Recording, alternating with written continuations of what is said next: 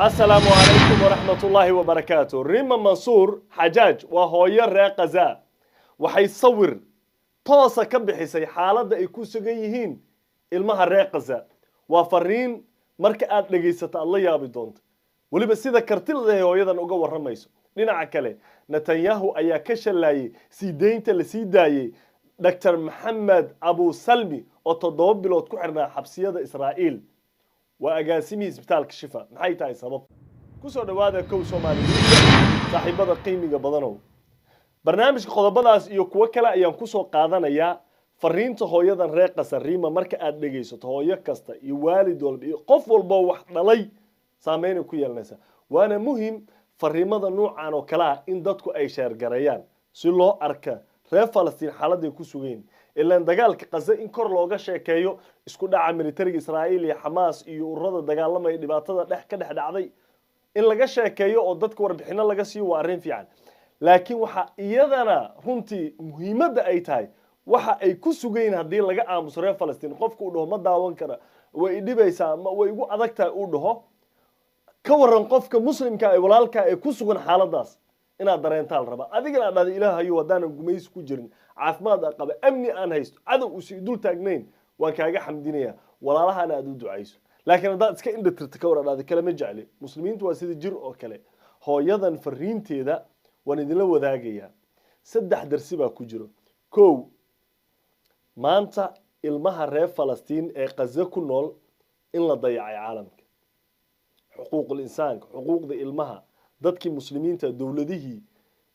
wax walba caalamka muslim iyo gaal waxa xuquuq insaan ka sheekeynay reer Gaza ilmaas waa la dayacay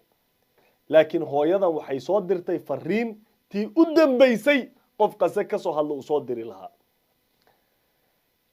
aan idinku bilaabay intaan faahfaahin kale idin gelin waxa noogu xigi doona hooyada reer Gaza Rim laakiin xaaladda Gaza hadda xagee maraysa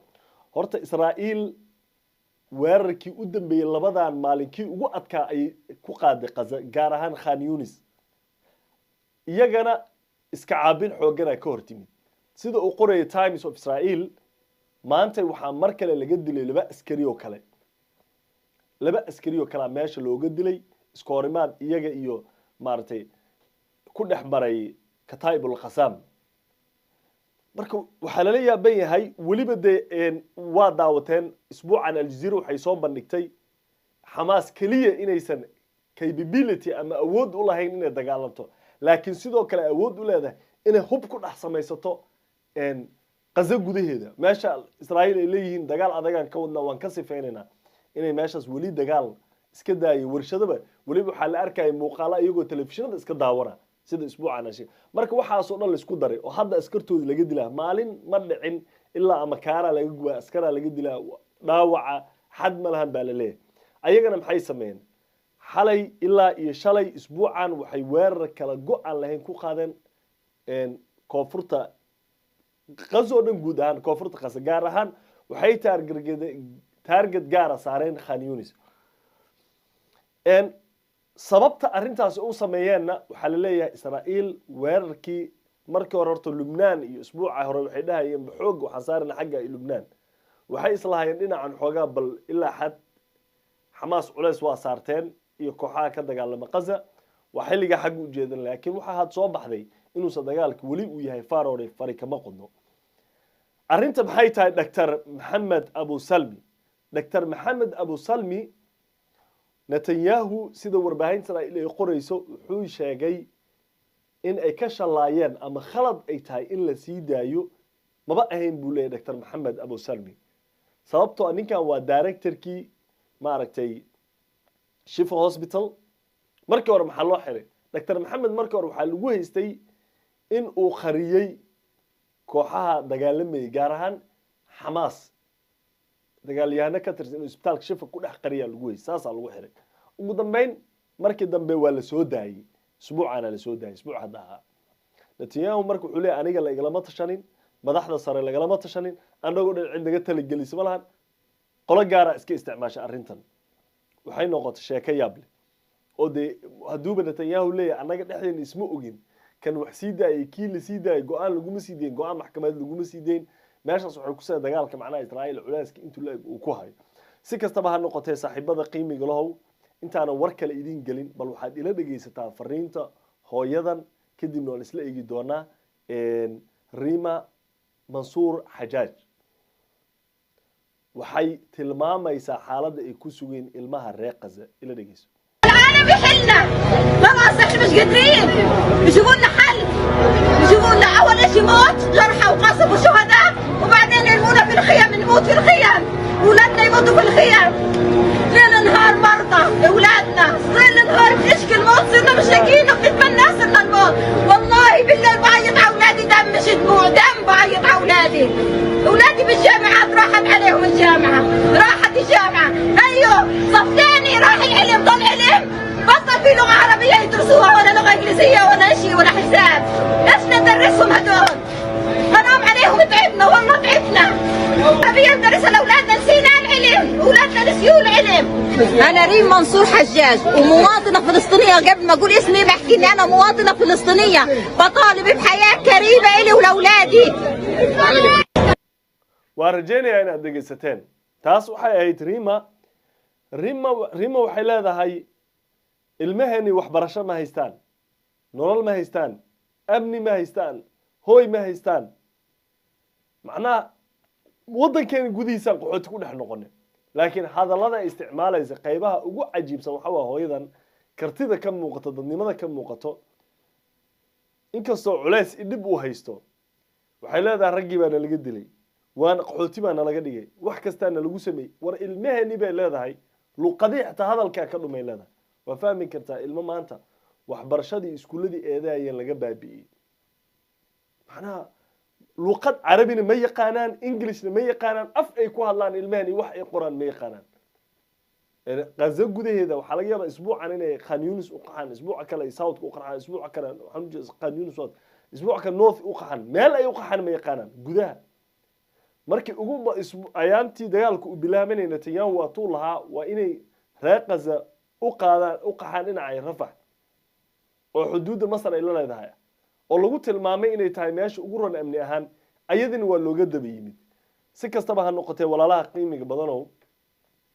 mararka qaar Gaza waxaad ku arkaysaa dadkan macnaha waxay isticmaalaan waxyaabo dhaqamo cajiib ah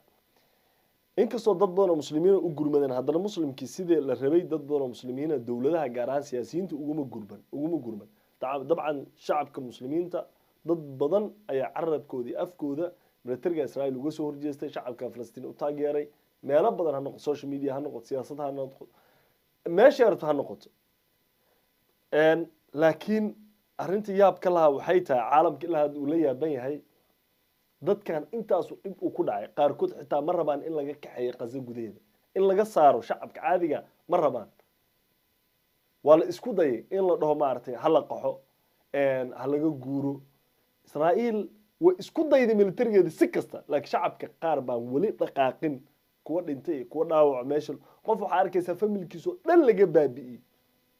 oo wali ku sugan Gaza oo ku dhaha ma baxayo qofkii dhinto waxay leeyahay waa shahiid خلاص waa shahiiday waan sida ay tahay qof gardar lagu dilay gurigiisa lagu dilay ciyaalkiisa reerkiisa laga baabi'iyay lagu burburiyay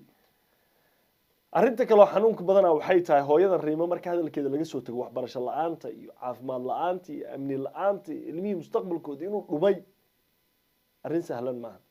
UN waxay soo saareen barnaamij horna oo ku darnay 22 ka badan ilmo reer Gaza ayaa waxa lagu laayahay nolol iyo geeri ma aan kuwa dhintay nolol iyo geeri ayaa lagu laayahay